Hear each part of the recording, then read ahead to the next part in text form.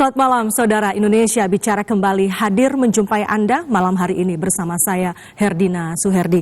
Saudara, Presiden Prabowo Subianto melakukan kunjungan resmi ataupun lawatan ke 5 negara di Timur Tengah, yaitu adalah Uni Emirat Arab, Turki, Mesir, kemudian Qatar, dan juga diakhiri dengan lawatannya ke Yordania. Selain menjajaki kerjasama bilateral dan juga kerjasama strategis lainnya, ada isu lain yang juga diangkat oleh Presiden Prabowo Subianto dalam kunjungan resminya kali ini, yaitu adalah soal isu perdamaian di Gaza. Kita akan membahasnya malam hari ini di Indonesia Bicara dengan mengulas tema perluas kerjasama Presiden Prabowo Subianto lawatan ke Timur Tengah. Dan kami juga sudah mengundang sejumlah narasumber yang juga sudah bergabung malam hari ini secara daring. Langsung saja saya akan menyapa, sudah bergabung Philips Vermonte, juru bicara Kantor Komunikasi Kepresidenan. Mas Philips, selamat malam. Selamat malam, Pak. Baik, terima kasih untuk waktunya.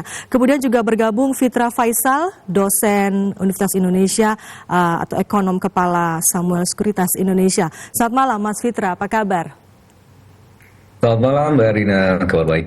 Baik, terima kasih juga sudah bergabung. Dan ada juga Agung Nurwijoyo, pengamat hubungan internasional Universitas Indonesia. Mas Agung, selamat malam. Selamat malam, Mbak Dina. Baik, terima kasih juga sudah bergabung di Indonesia Bicara.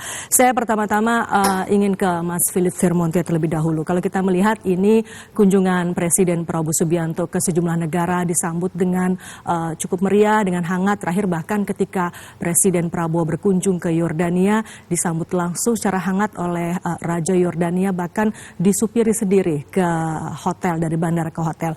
Apa kemudian yang ingin diperlihatkan ataupun disampaikan kepada kita, kepada publik terkait dengan kerjasama bilateral antara Indonesia dengan negara-negara di Timur Tengah ini, termasuk juga di Yordania?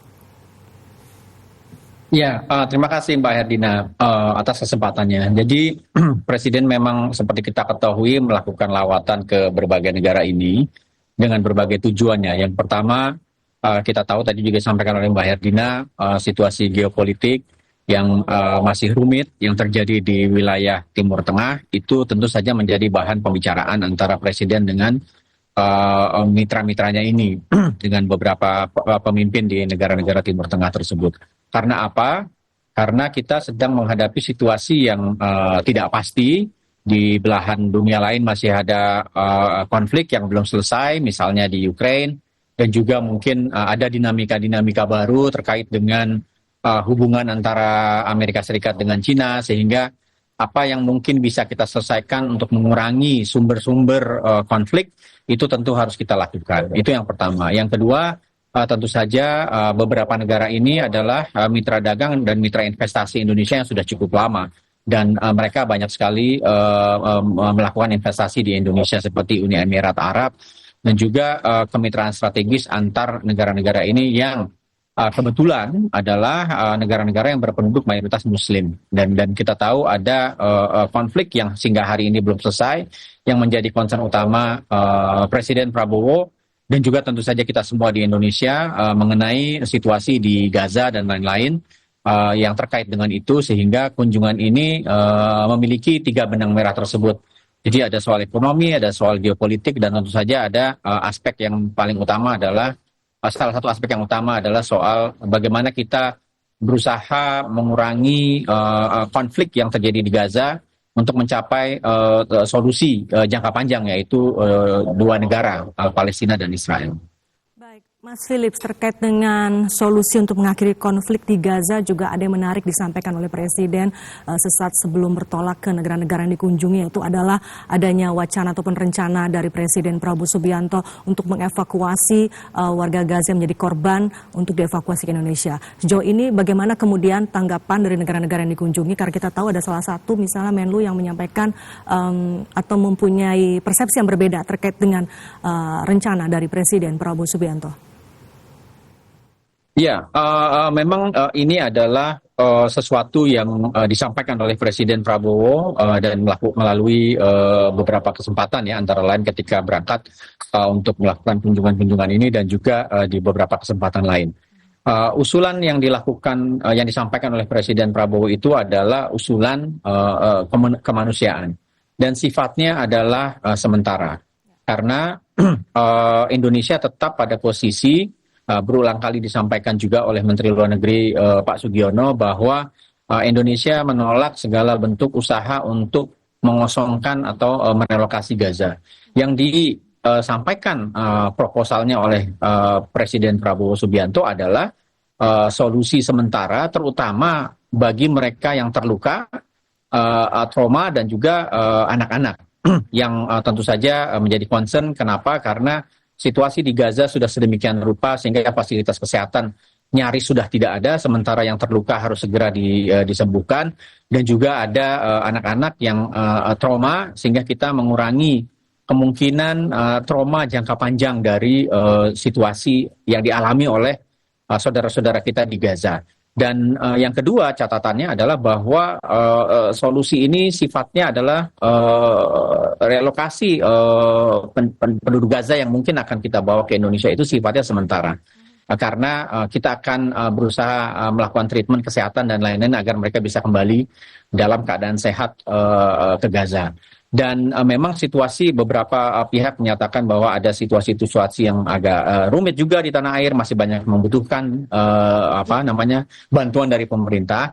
Tetapi mungkin perlu kita sampaikan bahwa hal ini solidaritas internasional adalah wujud konkret dari dukungan Indonesia kepada kemerdekaan Palestina, bahwa kita concern terhadap warga yang terluka dan harus diberikan solusi-solusi medik, gitu, diobati dan lain-lain. Yang kedua, amanat konstitusi kita juga meminta Indonesia untuk ikut melaksanakan perdamaian dunia. Jadi soal-soal bahwa memang ada situasi yang sama-sama di Indonesia ada situasi yang masih ada masyarakat yang membutuhkan bantuan negara, itu tentu saja tidak juga boleh menghalangi kita untuk menunjukkan solidaritas pada saudara-saudara kita di Gaza. Dan ini bukan hal yang pertama kali sebetulnya dilakukan Indonesia. Tahun 80-an Indonesia pernah menerima pengungsi Vietnam dalam jumlah yang sangat besar. Yang kita terima dengan tangan terbuka, kita perlakukan dengan baik, kita berikan shelter dan lain-lain untuk sementara waktu, karena kemudian mereka kembali ke Vietnam ketika situasi sudah berangsur-angsur pulih. Nah, sambutan dari negara-negara yang dikunjungi oleh Presiden, kunjungan inilah bagian dari menjelaskan dan menyampaikan pandangan Indonesia dan usulan Indonesia ini. Tentu saja ini adalah bagian dari diplomasi, bagaimana kita mendorong solidaritas konkret juga dari negara-negara tersebut. Kalau ada satu atau dua negara yang mungkin memiliki pandangan yang berbeda, tetapi bottom line-nya adalah bahwa ini adalah aksi humanitarian, bukan menyetujui usaha pengosongan Gaza. Ini yang saya kira penting dan juga sudah ditekankan oleh Menteri Luar Negeri. Proposal humanitarian Indonesia ini hanya bisa berjalan ketika ada konsen, ada izin, ada persetujuan dari otoritas di Gaza terutama, dan juga di Palestina, dan juga tentu saja dari negara-negara yang relevan di sekitar Palestina. Baik, saya ke Mas Agung. Mas Agung, bagaimana kemudian Anda melihat upaya diplomasi yang dilakukan oleh Presiden Prabowo Subianto dengan melakukan kunjungan resmi ke sejumlah negara, termasuk tidak saja mengusung terkait dengan kerjasama bilateral, tapi juga mengusung isu perdamaian dunia, termasuk perdamaian di Gaza? Oke. Ya, terima kasih sebelumnya Mbak Herdina. Jadi memang kunjungan ini kunjungan yang menarik, dan kemudian tidak hanya menarik tapi juga sebenarnya penting untuk kemudian dilakukan oleh Pak Prabowo ya, untuk menunjukkan eksistensi Indonesia dalam konteks usaha menciptakan perdamaian di Timur Tengah, khususnya di Palestina. Nah, apalagi kemudian juga kunjungan ini kan dilakukan terhadap sejumlah negara Timur Tengah, ditambah dengan Turki, yang semuanya sebenarnya memiliki hubungan yang erat dan baik dengan Indonesia. Ya, khususnya kita melihat bagaimana kemudian sambutan dari Erdogan, ya, kemudian juga Emir Qatar, lalu juga Al-Sisi, untuk kemudian, dan termasuk juga Raja Abdullah dalam bagaimana menyambut kedatangan Prabowo seperti itu.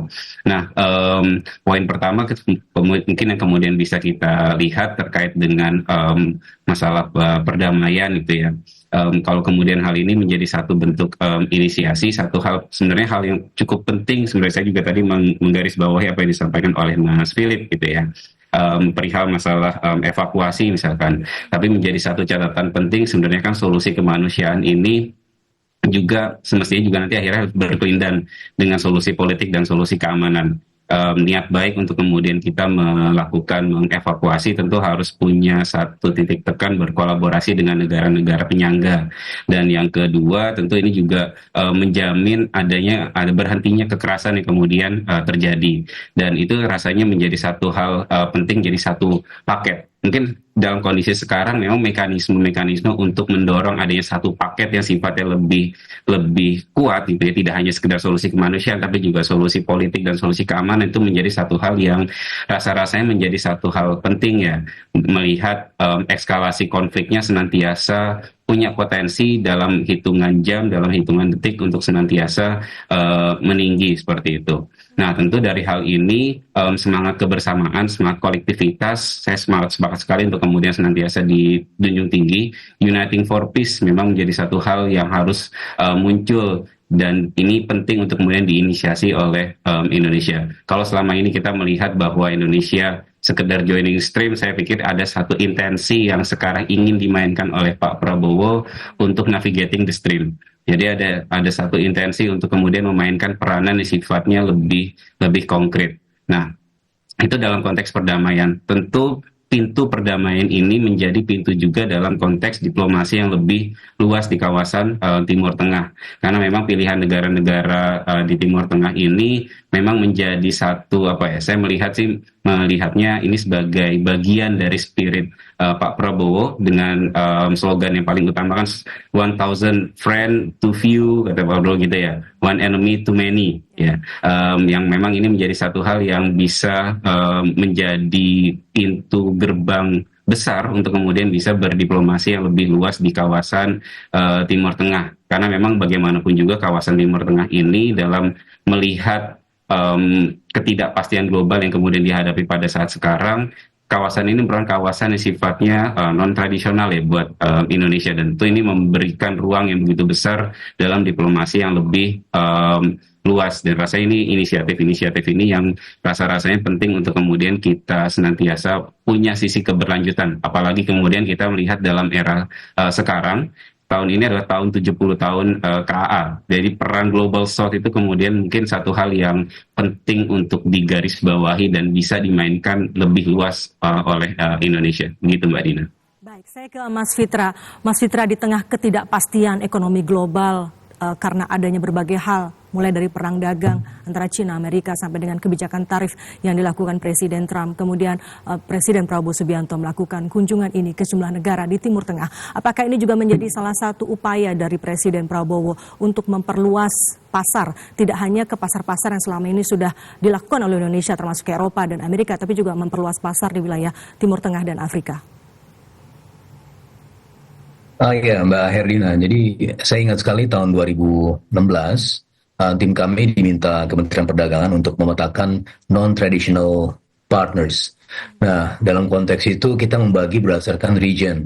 Nah, untuk region Timur Tengah ini kita melihat bahwa banyak sekali untapped market ya yang merupakan mayoritas kunjungan dari Pak Prabowo saat ini adalah apa yang kita sempat rekomendasikan kepada pemerintah untuk dibangun jalinan perdagangan dan investasi yang lebih signifikan. Tapi kalau kita lihat dalam perjalanan ya semenjak dari tahun 2016, semenjak rekomendasi itu kami keluarkan, itu sebenarnya belum terlalu konkret juga, karena kalau kita lihat misalnya ya dari sisi perdagangan ekspor kita ke Mesir itu sekitar 1,53 billion US dollar. Kemudian ke Uni Emirat Arab yang paling besar, itu yang menurut Bang Philip adalah sebagai hubungan ekonomi yang sangat signifikan, tapi itu pun cuma 3,53 billion US dollar. Kita juga melihat Mesir cuma 900 juta dolar. Bagaimana dengan Yordania yang merupakan teman dekat Pak Prabowo dari semenjak masa exile dulu, itu juga cuma 1,23 billion US dollar. Nah, dalam konteks ini kita harus membandingkannya dengan misalnya Amerika Serikat. Amerika Serikat partner terbesar nomor 2 Indonesia untuk dari sisi ekspor. Itu ekspor kita ke sana 28 billion US dollar. Ke China itu 70 billion US dollar. Jadi negara-negara ini adalah negara-negara yang sebenarnya untapped. Kita sudah merekomendasikan sejak lama, tetapi memang hampir tidak pernah disentuh. Nah, saya memiliki semacam pandangan yang positif terhadap Pak Prabowo ya dengan kunjungannya kali ini, karena kunjungan ini adalah lanjutan dari kunjungan sebelumnya. Karena kalau kita lihat ya dalam 100 hari Pak Prabowo berkunjung ke luar negeri, itu 100 hari pertama itu berkunjung ke 9 negara dan mendapatkan komitmen investasi 19,5 billion US dollar. Tapi sekali lagi kita bicara mengenai komitmen, kita bicara mengenai komunikasi dan seterusnya, itu adalah satu hal. Tapi hal yang lain adalah bagaimana mengorkestrasi kementerian sehingga kementerian-kementerian ini bisa layak padu dan bisa mendukung ya apa yang disampaikan atau yang dilakukan oleh Pak Prabowo. Sering sekali ketika saya pernah berada di pemerintahan juga sebagai juru bicara Mendak. Pada saat itu kami menginisiasi banyak sekali FTA, tapi kalau kita bicara FTA utilization rate, itu less than 30%. Nah, dalam konteks ini kita melihat bahwa kepemimpinan adalah satu hal, tetapi birokrasi adalah hal yang lain. Dan oleh karenanya saya rasa meskipun saya punya pandangan yang positif, tapi birokrasi ini harus mampu digerakkan dengan sangat signifikan. Ya, jangan sampai birokrasi kemana ya dan tidak menjalankan apa yang kemudian dijalankan oleh pemimpinnya. Nah, di tengah-tengah situasi yang seperti ini, sebagaimana yang Mbak Herdina tadi sampaikan, kita berada dalam tekanan. Tentu lokus utama tekanan tersebut berasal dari tarif Trump. Nah, sebenarnya untuk Trump sendiri, kalau kita bicara mengenai hubungan dengan Trump, bagaimana cara kita membina dengan Trump adalah dengan cara bilateral. Makanya kalaupun kita ingin kemudian bergaul dengan negara-negara lain adalah dalam konteks trade coverage yang jauh lebih luas gitu ya. Tapi bukan dalam rangka berkongsi melawan Amerika Serikat. Itu harus kita buang jauh-jauh pikiran untuk kemudian berkongsi untuk kemudian against US. Karena biar bagaimanapun US itu adalah trade partner strategis kita nomor 2 terbesar setelah China, dan sebagai traditional partner bukan artinya ketika kita ke non-traditional partner dan non-traditional partner ini akan menggantikan yang tradisional. Dia harus berjalan bersama-sama. Dan saya rasa menurut prinsip gravitasi ekonomi, ya kalau kita bicara mengenai kunjungan ke Timur Tengah ini, apa sih yang kemudian bisa meningkatkan trade and investment? Ini baru kita bicara potensi ya, yang mana itu menjadi salah satu landasan filosofis kenapa kita merekomendasikan negara-negara tersebut ya kepada pemerintah 10 tahun yang lalu. Karena kalau kita bicara trade and investment, pertama kita bicara mengenai hubungannya ekonomi, GDP per kapita. Dalam hal ini kita bicara mengenai masa relatif dalam persamaan gravitasi. Tapi itu juga kemudian dibagi dengan jarak. Nah, jarak itu ada yang sifatnya jarak geografis, ada yang sifatnya jarak non-geografis. Nah, dalam konteks teknologi yang penuh rupa warna seperti ini, kita sudah melihat bahwa jarak geografis itu tidak lagi menjadi relevan. Yang menjadi relevan adalah jarak non-geografis. Apa saja jarak non-geografis itu? Itu adalah ideologi. Kemudian kita bicara mengenai culture, kita bicara mengenai language, kita bicara mengenai to some extent religion. Nah, dalam konteks ini seharusnya potensinya besar sekali. Baik. Dan saya memiliki harapan yang cukup besar kepada Pak Prabowo, karena kalau dibandingkan dengan presiden-presiden terdahulu, saya rasa cuma Pak Soekarno yang memiliki kemampuan go internasional seperti Pak Prabowo. Dan ini adalah saat-saat di mana kita butuh pemimpin yang go internasional. Oke, Nah, baik Mas Fitra. oleh Nanti kita karenanya bahas ini sesudah harus kemudian jeda. mampu disambut juga dengan Sebetulnya birokrasi kita. seberapa besar potensinya? Yang masalahnya adalah birokrasi kita tidak secepat gerak Pak Prabowo dalam menyambut peluang-peluang tersebut. Oke, gitu. baik Mas Fitra. Nanti Baik. kita bahas lebih jauh lagi, karena tadi Anda menyebut bahwa masih banyak atau masih besar sebetulnya potensinya yang harus bisa kita dorong lagi. Tapi kita harus jeda terlebih dahulu. Saudara tetaplah bersama kami. Indonesia Bicara akan kembali usai jeda berikut ini.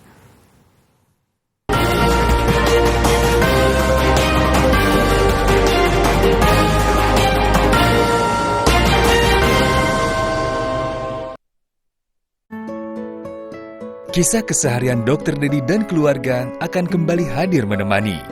Duit kayak banyak. Pasti kita jalan-jalan terus kan ya? Sebuah perjalanan yang lebih dalam dan penuh makna tentang pandangan akan problem sosial di sekitar kita. Fancy lepasin. Saksikan Jendela Rumah Kita Reborn Season 2 setiap Kamis pukul 20 waktu Indonesia Barat.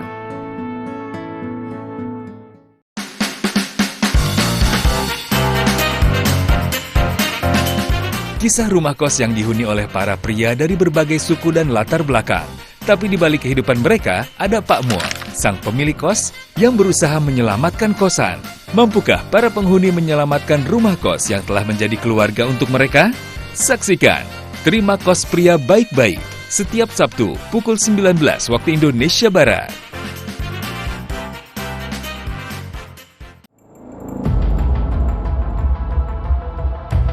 Setiap 60 detik, ada perempuan dan anak yang mengalami kekerasan. Jika dibiarkan, akan merusak masa depan mereka.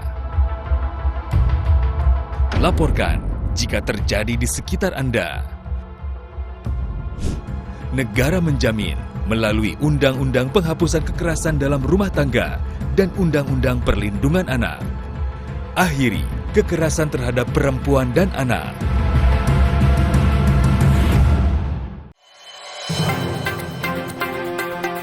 News Bulletin, but the latest information from around the globe. Live reports and in-depth analysis, the latest happenings. A resident of Rafah said that America is the main enemy for the Palestinian people. Divert their attention from trauma and recover their mental condition. The fire, which scorched 26 duplex houses in Puwatu Subdistrict. World Today, daily, only on TVRI World.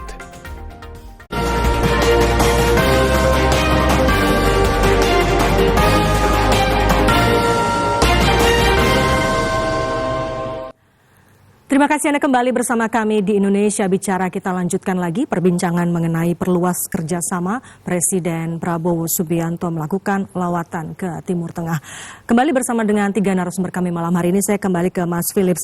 Tadi disebutkan ada 3 fokus utama, tapi tentu kita ingin tahu apa kemudian hasil dari pertemuan antara Presiden Prabowo dengan 5 kepala negara tersebut, terutama kalau kita membahasnya dari sisi investasi, ekonomi, kemudian juga kemarin itu ada Menteri Kebudayaan, ada Menteri Perumahan. Apa kira-kira komitmen investasi dan kerjasama yang kemudian dihasilkan atau dibicarakan dalam pertemuan-pertemuan tersebut?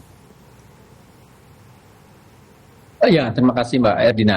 Jadi ada beberapa hal ya.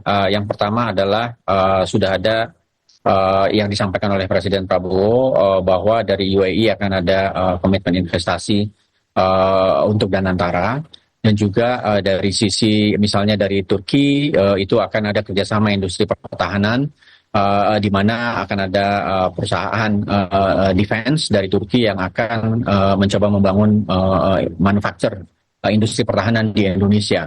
Dan juga ada perluasan kerjasama perdagangan, komitmen untuk misalnya dalam konteks Mesir kita akan meningkatkan hubungan yang tadinya sifatnya bilateral, kemitraan bilateral menjadi kemitraan yang lebih strategis sehingga dia akan lebih fokus dalam menjalankan kerjasama perdagangan untuk meningkatkan tadi angka-angka yang disampaikan Mas Fitra. Terima kasih Mas Fitra bahwa kalau kita lihat volumenya mungkin di perdagangan kita dengan Turki, Mesir, Uni Emirat Arab dan juga Jordania dan seterusnya.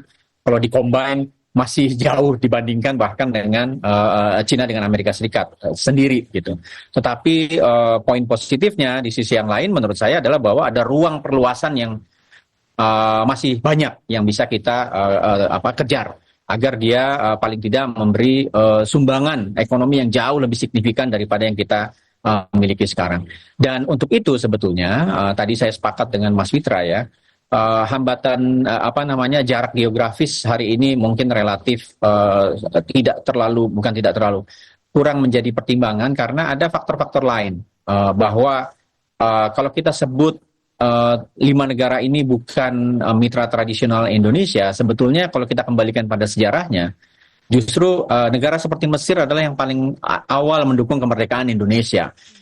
Juga dengan kalau kita tengok sejarah hubungan ekonomi strategis militer di masa yang belum terlalu lama lalu misalnya dengan Turki itu cukup signifikan gitu. Cuma karena ada pergeseran geopolitik dan lain-lain, tentu saja gravitasi ekonomi kita mungkin selama ini pindah ke misalnya Asia Pasifik.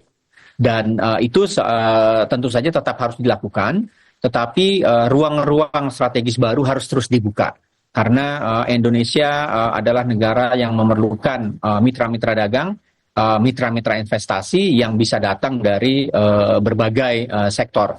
Misalnya dalam hal perdagangan, prinsip-prinsip pragmatisme mungkin bisa menjadi pertimbangan dan banyak negara melakukan ini. bahwa kita melakukan perdagangan dengan Amerika, di sisi yang lain kita juga berhubungan baik dan berdagang dengan Cina, tanpa kita harus terjebak pada bahwa kedua negara tersebut saling berkompetisi hari ini gitu. Dan tentu saja buat Indonesia, kompetisi perang dagang antara Amerika Serikat dengan Cina tentu punya konsekuensi, tetapi dan itu harus kita hadapi. Tetapi justru bumper dan ruang-ruang strategis yang lain tetap harus kita pertahankan, karena Mbak Herdina, kita juga harus menghindari pandangan bahwa dunia ini hanya tentang Amerika Serikat dan Cina, karena kita juga punya tujuan-tujuan ekonomi yang ingin kita capai, dan kita seperti yang disampaikan tadi oleh Mas Agung, prinsip Presiden dalam hal hubungan luar negeri adalah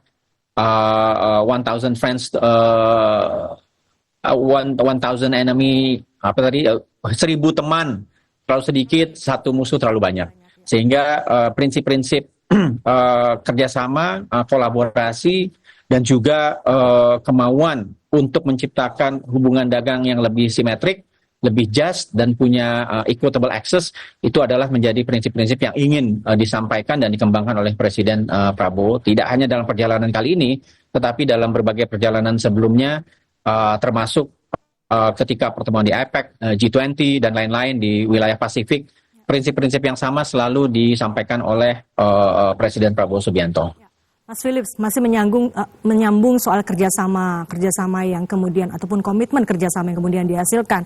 Tadi yang disebut adalah dari Uni Emirat Arab, Turki, kemudian Mesir. Bagaimana dengan pertemuan dengan Presiden Yordania atau Raja Yordania? Karena kita tahu ada kedekatan yang luar biasa antara Presiden Prabowo Subianto dengan Raja Yordania. Apakah kemudian ada kerjasama lebih yang bisa kita lakukan, terutama dengan kondisi ekonomi global yang saat ini, sehingga kita tidak bisa lagi berpangku pada 1 atau 2 pasar seperti misalnya tadi yang disebutkan oleh Mas Fitra, bahwa selama ini tujuan ekspor kita paling banyak adalah ke Amerika dan juga ke Cina.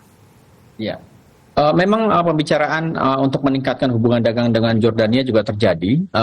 Namun mungkin ada poin lain yang juga penting, bahwa dalam hal konflik antara Israel dengan Palestina itu, Jordania dan Mesir itu adalah negara yang paling strategis dan paling sering terutama terlibat dalam konflik tersebut gitu, karena wilayah sangat berbatasan dan lain-lain. Sehingga dengan Jordania itu tentu saja pembicaraan mengenai situasi dan usaha-usaha mencari dukungan untuk proposal Indonesia itu yang lebih banyak disampaikan oleh Presiden kepada Raja Jordania, dan juga dalam konteks Mesir, walaupun tentu saja ada perbincangan tentang meningkatkan hubungan perdagangan antara Indonesia dengan Jordania dan juga hubungan Indonesia dengan Mesir.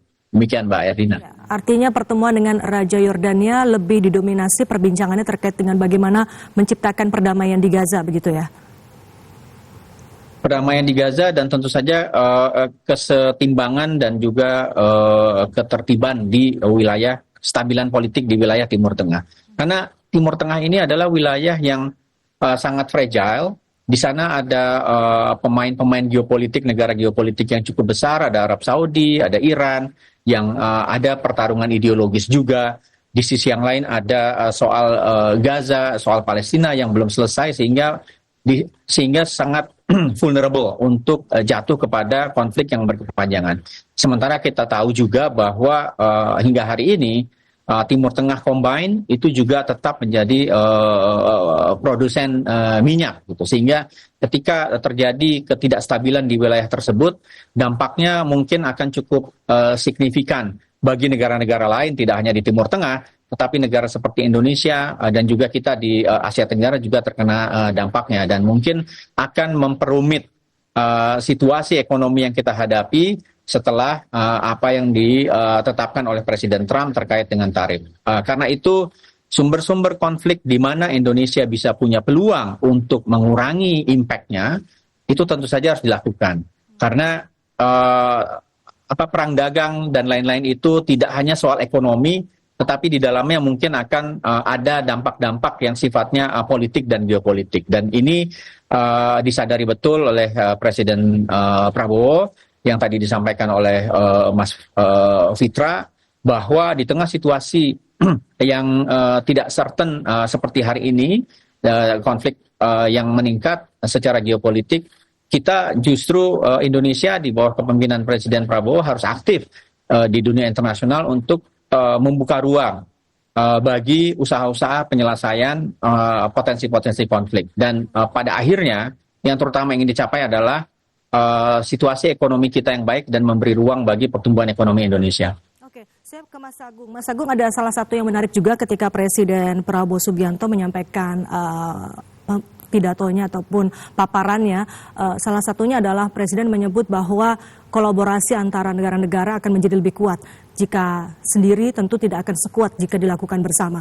Lalu kemudian pertanyaan sejauh mana kekuatan antar negara-negara ini, Indonesia dan negara-negara yang dijajaki oleh Presiden Prabowo hari ini, itu bisa mengambil peranan nantinya dalam menciptakan perdamaian dunia, baik itu konflik di Gaza maupun juga konflik di Rusia Ukraina dan juga perang dagang misalnya antara Amerika dan China.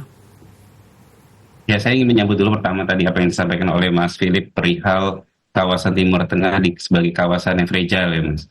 Bahwa memang ini benar, kawasan yang fragile, kawasan yang memang kalau Brown itu menyebutin sebagai kawasan sangat terpengaruh penetrated system. Jadi sangat pengaruh dari eksternalnya pun juga punya ruang yang begitu besar untuk menciptakan dinamika yang terjadi di kawasan Timur Tengah. Dan satu hal yang kemudian perlu kita lihat setidaknya sepanjang dari 2023 sampai sekarang, khususnya di akhir ketika terjadinya meletus kembalinya perang di Gaza, kita melihat sebenarnya banyak sekali dinamika yang terjadi, khususnya dalam peta kekuatan di kawasan Timur Tengah.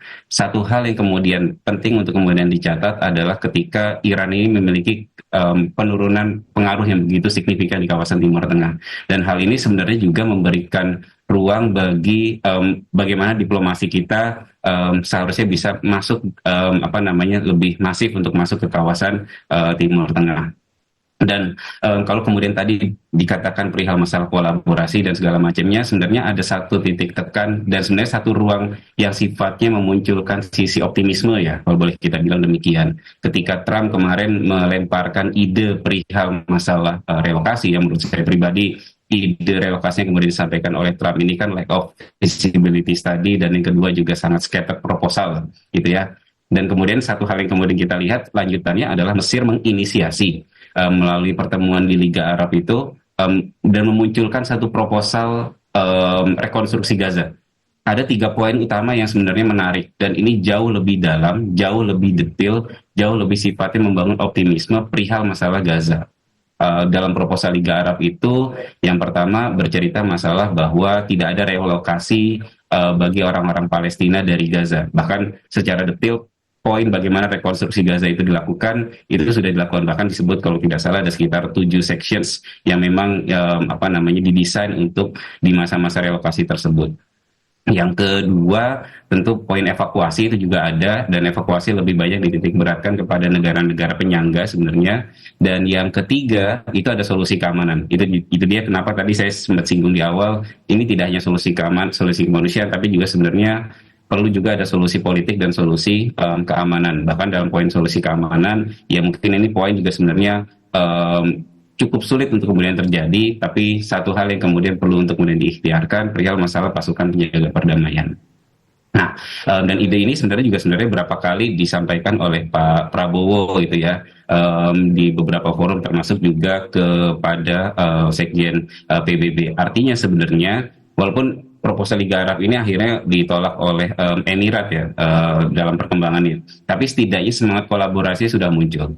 Dan yang kedua, sebenarnya Indonesia dalam lawatan kali ini sebenarnya memberikan satu sisi positif untuk melihat bahwa perdamaian di kawasan, karena bagaimanapun juga dinamika yang terjadi di Palestina dan Israel, kalau kita bahas dalam konteks kompleksitas keamanan kawasan di Timur Tengah, tulisannya Buzan dan Wever cerita bahwa isu Palestina-Israel ini memiliki magnitudo yang begitu besar untuk kawasan Timur Tengah. Tapi dengan dinamika yang terjadi pada saat sekarang, sebenarnya memberikan ruang yang begitu besar bagi Indonesia untuk memainkan peranan yang jauh lebih aktif ya. Karena memang tadi ya, entry point-nya lewat basis perdamaian, tapi juga akan kita ruang untuk mendapatkan keuntungan yang lebih besar di dalam aspek diplomatik yang lain seperti itu. Dan keuntungan kita adalah kita relatif punya hubungan yang baik dengan tidak hanya sebenarnya tidak hanya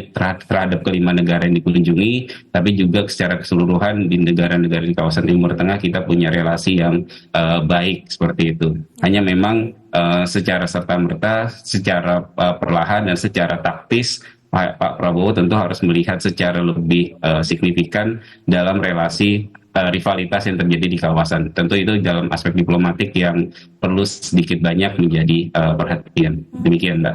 Baik. Mas Fitra, kalau kita melihat dalam kunjungannya kali ini, tadi juga Anda menyebut bahwa sebetulnya masih banyak potensi yang bisa didorong untuk dikerjasamakan begitu ya, antara Indonesia dengan negara-negara yang dikunjungi oleh Presiden Prabowo Subianto kali ini. Kita melihat ada sejumlah menteri yang diajak ataupun ikut serta dalam kunjungan Presiden. Ada Menteri Pertahanan, Menteri Pertanian, Investasi, Perumahan dan juga Kebudayaan. Potensi di bidang apa saja sebetulnya yang masih bisa digagas atau masih bisa dikerjasamakan lebih dengan negara-negara tersebut? Ya, saya melihat memang komoditas-komoditas yang diperdagangkan antara negara-negara Teluk dan Indonesia itu masih komoditas-komoditas yang ya nggak jauh-jauh dari jewelry, dari minyak, dan kemudian dari kalsium fosfat dan seterusnya. Jadi memang kita harus kemudian melakukan diversifikasi produk dan juga tentunya yang tidak kalah pentingnya adalah meningkatkan investasi. Nah, karena tadi juga sempat disebutkan perumahan, ini kalau kita bicara mengenai target ya, pertumbuhan ekonomi untuk mencapai 8%. Nah, untuk sampai 8% ini hitung-hitungan kami untuk Bappenas kita butuh 10.000 triliun. Nah, dari 10.000 triliun itu 3.000 triliun dari dalam negeri, 7.000 triliun dari luar negeri. Nah, terbagi menjadi 6 sektor. Sektor pertama adalah ICT, kemudian ada energy, kemudian ada housing, transportation, water sanitation, water resources. Nah, kemudian kedatangan ada Menteri Investasi, Menteri Perumahan dan seterusnya, itu saya rasa sangat relevan sekali karena misalnya ya kalau kita bicara target perumahan, anggaran APBN tahun 2025 itu hanya mampu untuk membangun sekitar 257.000 unit rumah. Nah, sementara kita punya target berapa? 3 juta rumah per tahun. Nah, itu juga mampu dipenuhi tentunya dengan negara-negara Arab ini. Salah satunya adalah komitmen yang sudah kita akan dapatkan dari Qatar, itu ada 1 juta rumah. Terus kemudian ada dari Saudi Arabia, sepertinya mereka juga akan komitmen untuk membangun sekian juta rumah dan seterusnya. Nah, uniknya ya kalau dengan orang-orang Arab ini ya, jadi kalau kita dapat satu, yang lain akan berlomba-lomba untuk masuk, nggak mau kalah. Ya, jadi karena dengar Qatar itu masuk 1 juta rumah, tiba-tiba Saudi Arabia dengar-dengar ingin masuk juga, dan seterusnya dan seterusnya. Cuma permasalahannya adalah kalau kita bicara mengenai hubungan dengan negara-negara Teluk, itu komitmen investasinya itu bisa dibilang sangat rendah. Nah, itu harus kita kawal. Karena kalau dengan Jepang misalnya, kalau kita dengan Jepang dari 10 komitmen investasi 7 ya terrealisasi. Dengan China itu dari 10 itu 3 atau 4. Kalau dengan negara-negara Arab dari 10 mungkin cuma 1. Nah, ini kemudian harus menjadi PR besar ya buat kita ya untuk mampu untuk menarik mereka karena mereka ini memang agak unik gitu ya negara-negara Teluk ini ya. Jadi komitmennya ya mungkin hanya bisa sebatas komitmen. Jadi memang harus ada tim khusus yang memang memandu investasi dari negara-negara Teluk ini. Sebagaimana yang mungkin kita pernah dapatkan juga ya melalui Uni Emirat Arab ya. Kita membangun hubungan yang jauh lebih personal. Bangun jalan layang di sini, terus kemudian kita dibangunkan masjid ya dan seterusnya. Ada hubungan yang sifatnya resiprokal. Nah, apalagi Pak Prabowo sudah memiliki modalitas itu ya dengan misalnya Raja Yordania yang sekarang itu kan sudah hubungan yang sangat personal ya. Dan saya rasa bisa dibangun dengan modalitas tersebut ya. Dengan negara-negara Arab ini kita harus tahu juga bagaimana cara untuk kemudian mendapatkan komitmennya, dan komitmen yang paling utama adalah komitmen dengan hati. Ketika hatinya terikat di antara pemimpin-pemimpin ini, maka kita bisa mendapatkan komitmen investasi ini. Berbeda dengan Jepang yang penting secara teknis ada hitung-hitungannya dan seterusnya. Kalau dengan China lebih gampang lagi, itu yang penting kita ngomong, dia bahkan ngasih kredit cardnya ke kita, gitu kan. Meskipun tantangan ke China adalah cost overrun dan time overrun. Oke. Dan dengan negara-negara Arab ini yang memang relatif lebih sulit gitu ya. Oke, Mudah-mudahan ya dengan keberadaan misalnya dengan Menteri Luar Negeri yang didampingi Wakil Menteri Luar Negeri yang juga bisa berbahasa Arab, itu juga mungkin sebuah modalitas ya. Karena semenjak zamannya Alwi Siap, saya rasa tidak ada lagi yang bisa langsung berbahasa Arab ya. Dan kalau kita bicara mengenai prinsip gravity equation tadi, komunikasi language itu juga menjadi satu bagian penting ya dalam kemudian untuk meningkatkan trade and investment. Baik. Gitu, Mbak Adi. Nanti kita akan minta jawaban langsung dari Mas Philips Vermonte bagaimana kemudian menjaga agar komitmen investasi ataupun komitmen kerjasama ini akan menjadi realisasi sesuai dengan komitmennya begitu ya. Kita akan bahas nanti usai jeda, saudara tetaplah bersama kami. Indonesia Bicarakan kembali sesaat lagi.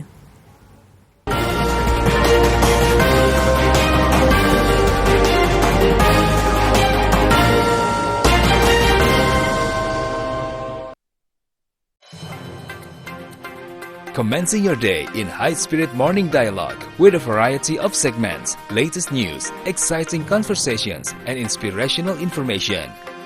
The result of the treatment is not as if we do the early diagnostic. Yeah. Starting Point, Monday to Friday, live 8 a.m. Jakarta time, only on TVRI World.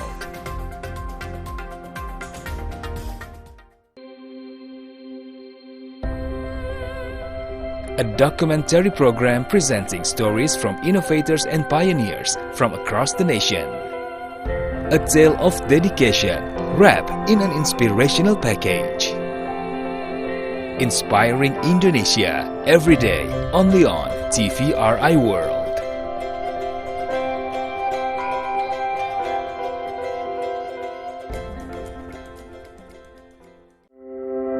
Petani Sejahtera.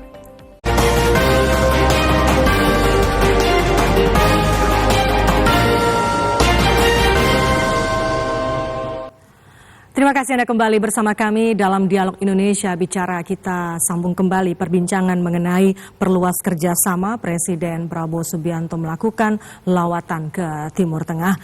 Mas Philips mungkin bisa ditanggapi tadi apa yang disampaikan oleh Mas Fitra sebelum kita jeda bahwa harus komitmen dengan negara-negara Arab Saudi ataupun komitmen investasi dari negara-negara Timur Tengah ini harus betul-betul dikawal agar nantinya sesuai dengan komitmen yang sudah disepakati sebelumnya. Bagaimana kemudian cara pemerintah untuk mengawal ini? Terutama tadi juga disampaikan sebelumnya harus ada orkestrasi antar menteri agar apa yang sudah diupayakan oleh Presiden beberapa hari ini dan sebelumnya melalui sejumlah lawatan itu bisa menghasilkan banyak hal terutama untuk Indonesia. Ya, tentu saja perjalanan luar negeri Presiden dan juga Menteri Luar Negeri adalah pembuka jalan diplomasi dan juga untuk membuka jalan bagi komitmen-komitmen investasi yang disampaikan oleh para kepala negara ini dalam pertemuan-pertemuan tersebut. Dan tentu saja adalah menjadi tugas dari kementerian-kementerian terkait untuk melakukan pendalaman, follow up dan segera mengerjakan dengan mitra-mitranya di negara-negara yang dikunjungi tersebut dan sudah menyampaikan komitmennya pada Indonesia. Yang jelas dalam pandangan kami, misalnya perjalanan ke Turki hari ini adalah juga merupakan follow up dari pertemuan yang dilakukan sebelumnya.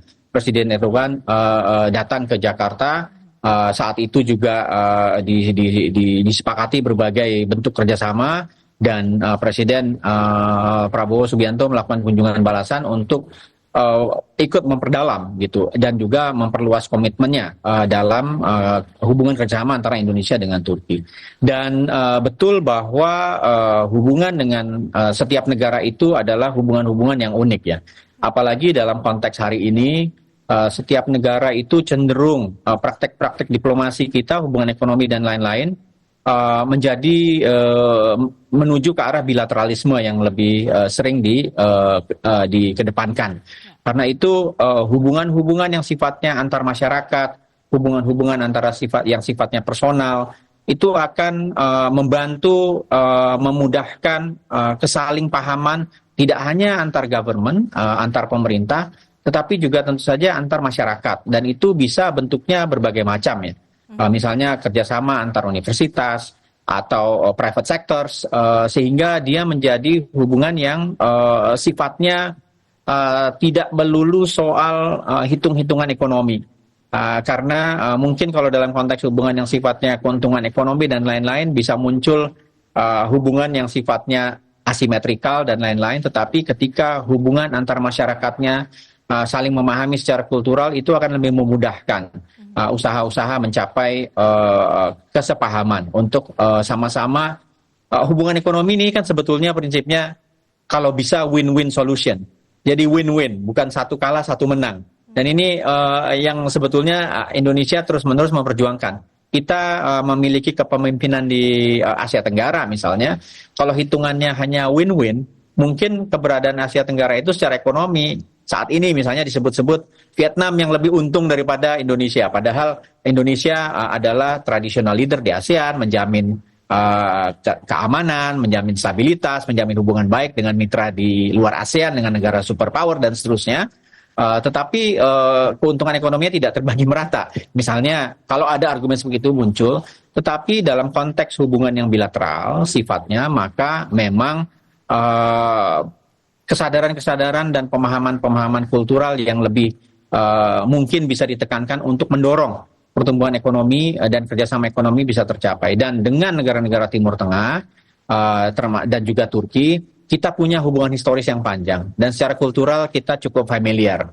Sama dengan Cina misalnya, Cina itu kita sudah bertetangga dengan Cina ribuan tahun. Kita tidak bisa memilih tetangga geografis kita kan. Karena itu mungkin secara kultural kita juga dipengaruhi oleh budaya Cina yang sudah ribuan tahun ada di Nusantara. Dan dengan Amerika Serikat juga sama, hubungan-hubungan dagang yang terjadi, hubungan politik yang terjadi ketika pasca Perang Dunia Kedua Amerika Serikat menjadi negara yang dominan. Hubungan kultural terjadi, banyak orang Indonesia bersekolah di Amerika Serikat sehingga lebih memahami bagaimana pengambilan keputusan dilakukan di Amerika Serikat. Dan mungkin dalam konteks ini, hari ini dengan Timur Tengah, di luar kenyataan bahwa kita sama-sama berpenduduk mayoritas Muslim, tetapi mungkin kita tidak memahami.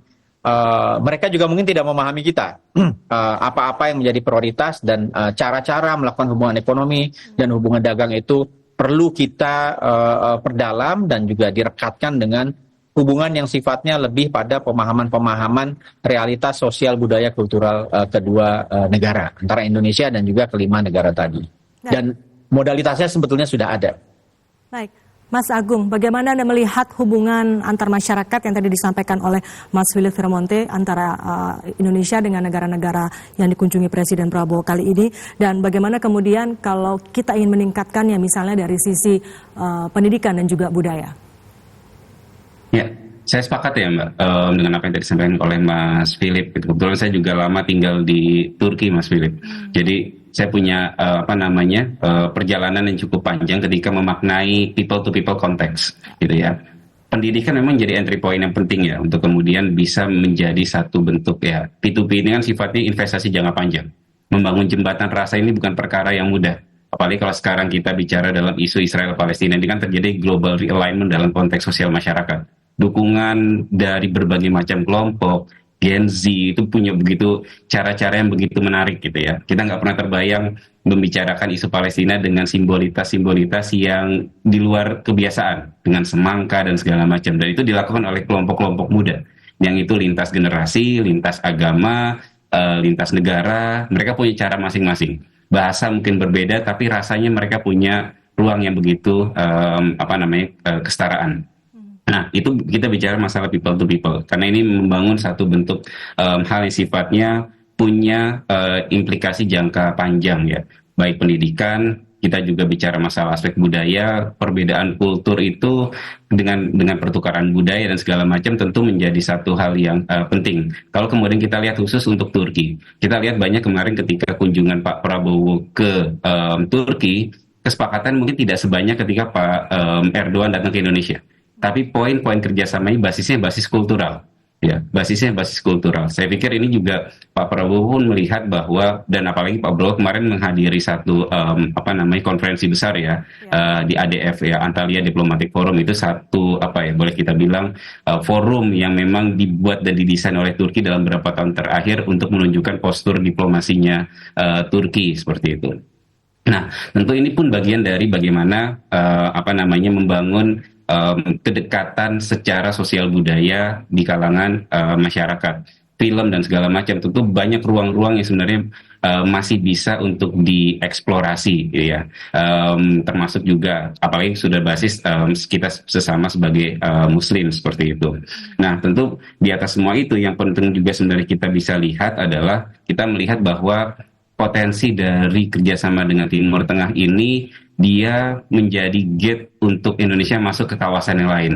Bagaimanapun juga Timur Tengah ini ada di center, gitu ya. Dia bisa memudahkan masuk untuk ke Eropa, masuk ke wilayah Afrika, bahkan dekat dengan Turki ini menjadi ruang yang begitu besar untuk masuk ke kawasan Asia Tengah. Ya, kedekatan sebagai negara-negara Turki ini kan menjadi satu potensi yang penting untuk dieksplorasi secara lebih masif dan lebih besar. Dan secara umum, secara elit, karakter dari negara-negara Timur Tengah ini kan juga punya kedekatan dengan great power. Jadi dengan hal realitas seperti ini kita bisa melihat secara elit sampai dengan alit sampai dengan akar rumput punya potensi yang besar untuk kemudian dibangun oleh Indonesia seperti itu. Itu mungkin Mbak Dina. Ya, Mas Fitra, apa yang harus betul-betul dijaga nantinya atau dikawal bersama agar upaya yang dilakukan oleh Presiden Prabowo ini betul-betul bisa memperluas akses pasar bagi Indonesia, kemudian juga memperkuat perekonomian di dalam negeri di tengah kondisi ekonomi global yang saat ini penuh dengan ketidakpastian. Silakan. Mbak Erina, jadi sebenarnya PR besarnya adalah yang tadi saya sempat mention adalah bagaimana mengutilisasi ya hubungan-hubungan bilateral yang sifatnya mungkin pertama personal tapi lebih ke depannya lebih terinstitusionalisasi. Nah, jadi saya pernah nulis dalam buku saya Trade Strategy in East Asia from Regionalization to Regionalism, kita harus mengubah suatu hal yang sifatnya market driven, personal menjadi suatu hal yang lebih berkesinambungan. Makanya kalau kita bicara mengenai FTA utilization rate, itu yang relatif rendah di Indonesia, itu salah satunya adalah minimnya keterlibatan dari stakeholders. Ya, saya pernah kemudian menjadi penyampai pesan dari perundingan perdagangan yang sudah kita lakukan kepada teman-teman di daerah. Betapa informasi itu tidak sampai ya secara cukup signifikan ke mereka. Dan mereka tidak mampu memanfaatkan apa yang sudah diusahakan oleh pemerintah. Jadi ini adalah tahap pertama, apa yang dilakukan oleh Pak Prabowo itu adalah tahap pertama. Tahap berikutnya adalah memulai jaringan institusionalisasi. Dan memulai jaringan institusionalisasi ini harus melibatkan stakeholder secara masif. Apindo, kemudian Kadin, kemudian para calon eksportir dan importir, sehingga mereka mengetahui peraturan-peraturan, mengetahui dampak-dampak positif dan seterusnya, sehingga pada akhirnya kita mampu untuk menangkap peluang dan kemudian mengkonversi yang tadinya komitmen menjadi betul-betul realisasi, gitu kan. Nah ini jadi penting sekali untuk kita lakukan karena memang non-traditional partner ini sering sekali disampaikan. Bahkan tadi saya sebut di awal bahwa kajian terkait dengan non-traditional partner ini sudah kita lakukan semenjak tahun 2016. Artinya sudah 10 tahun. Nah, dalam hal ini berarti kan kita seakan jalan di tempat karena kita sudah tahu bahwa ada ruang-ruang yang cukup terbuka lebar yang di tempat tertentu ya. Tugas pemerintah adalah sebagai Raumdeuter, sebagai pembuka ruang. Sehingga yang lain-lain adalah untuk kemudian mengikuti ruang-ruang tersebut, mengisi ruang-ruang tersebut menjadi peluang-peluang gitu kan. Tidak hanya sebatas ruang. Baik, dan itulah adalah PR terbesar kita, bagaimana mengorkestrasi sekali lagi birokrasi kita yang mungkin belum terkoordinasi dengan baik. Tapi ini is a matter of leadership menurut saya. Kalau misalnya ada menteri-menteri yang tidak berjalan dengan baik, saya rasa ya minggir saja, gitu, cari yang bisa bekerja gitu. Oke, terakhir closing statement dari Mas Philips terkait dengan kunjungan ataupun lawatan dari Presiden Prabowo Subianto ke 5 negara ini. Silakan. Ya, saya hanya ingin menyampaikan kembali bahwa di tengah situasi yang tidak certain, tidak pasti hari ini karena ada pergeseran-pergeseran geopolitik, itu justru menuntut Indonesia untuk bisa menavigasi situasi yang tidak certain ini dengan cara justru menjadi lebih aktif dalam mencari dan menjamin ruang-ruang strategis Indonesia, termasuk di sektor ekonomi, sektor strategis dan sektor keamanan. Dan apa yang hari ini beberapa waktu belakangan dilakukan, beberapa hari belakangan dijalankan oleh Presiden Prabowo Subianto adalah dalam konteks memastikan ruang-ruang strategis Indonesia tetap terbuka, potensi ekonomi Indonesia bisa direalisasikan dengan tentu saja bekerjasama melalui investasi dan perdagangan dengan negara-negara ini yang mungkin sebelumnya tidak terlalu banyak dieksplorasi. Dan hari ini Pak Prabowo akan berusaha memaksimalkan potensi dari mitra-mitra kita yang baru saja dikunjungi beberapa hari belakangan. Ya, oke.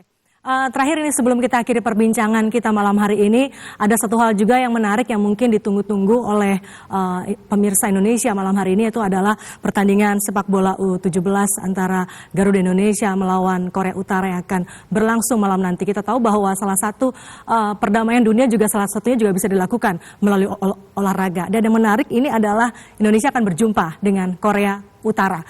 Saya ingin minta mungkin tanggapan sedikit atau mungkin harapan dari para narasumber kita malam hari ini, pasti mengikuti sepak bola ya begitu. Silakan, mungkin apa harapannya terkait dengan pertandingan malam hari ini, Mas Philips? Ya, tentu saja kita berharap tim Indonesia menang karena sepak bola adalah olahraga dunia. Dan biasanya negara yang maju sepak bolanya juga maju ekonominya gitu, karena itu adalah fungsi dari pembinaan, fungsi dari keterlibatan pihak swasta, partisipasi dari masyarakat dan lain-lain, itu menandakan ada proses pelembagaan yang luar biasa. Tetapi ada satu hal yang mungkin lupa saya sampaikan. Kebetulan saya juga adalah dekan di Universitas Islam Internasional Indonesia. Itu adalah universitas yang didirikan oleh pemerintah Indonesia, memberikan beasiswa kepada mahasiswa dari Timur Tengah, Afrika, dan Asia. Dan sebetulnya wilayah yang mungkin yang paling global south di Indonesia adalah lingkungan kampus ini gitu.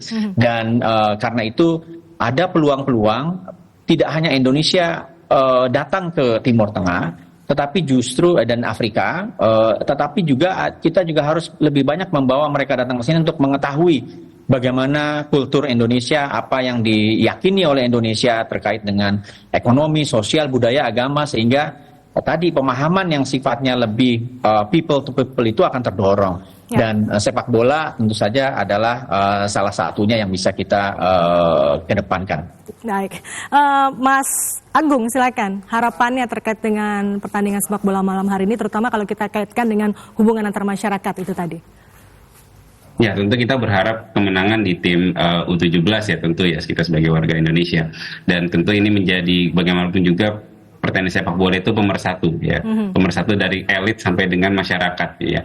Semua akan punya satu waktu yang sama untuk duduk, untuk kemudian menyaksikan ya. Kita punya emosi yang sama ketika gol terjadi segala macam. Jadi kita punya harapan yang begitu besar.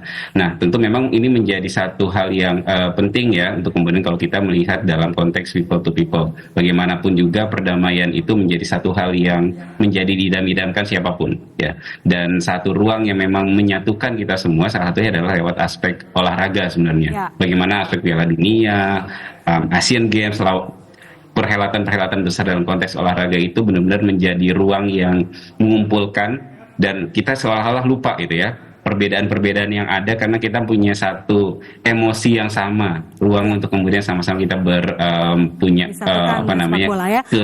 kegembiraan yang sama. Baik. Itu. Terakhir, Mas Fitra, harapannya mungkin ada skor yang diharapkan di pertandingan malam hari ini?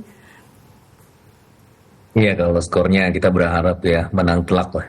Tapi kalau kita melihat semangat ya sepak bola, saya ingat ketika Didier Drogba itu membantu Pantai Gading ya di tahun 2005 melawan Madagaskar, dan kita tahu sejak tahun 2002 itu Didier Drogba itu melihat pemberontak ya dari Pantai Gading itu kemudian betul-betul sangat signifikan merusak segala sendi ekonomi sampai suatu waktu Didier Drogba di pertandingan sebelum melawan Madagaskar dia berlutut kepada para pemberontak, ayo kita bersatu, turunkan senjata kalian mau masuk Piala Dunia atau enggak. Nah akhirnya Pantai Gading menjadi salah satu negara Afrika yang kuat utama di dunia karena elemen-elemen bangsanya semua bersatu. Dan itulah yang kita inginkan dari sepak bola. Bagaimana sepak bola bisa menyatukan yang sebelumnya mungkin terpisah, terserak, tapi menjadi kepingan-kepingan untuk kebangsaan. Baik. Terima kasih atas perbincangan malam hari ini, Mas Fitra, Mas Agung, dan juga Mas Philips Vermonte. Sekali lagi terima kasih sudah berbagi perspektif dan juga pandangan di malam hari ini di Indonesia Bicara. Selamat malam dan sehat selalu. Terima kasih Mbak Dina. Mas Fitra, terima kasih. Mas Agung. Mas Fitra. Ya, saudara, ini sekaligus mengakhiri kebersamaan kita di Dialog Indonesia Bicara malam hari ini. Atas nama kerabat kerja yang bertugas, saya Herdina Suherdi pamit undur diri. Terima kasih, selamat malam dan sampai jumpa.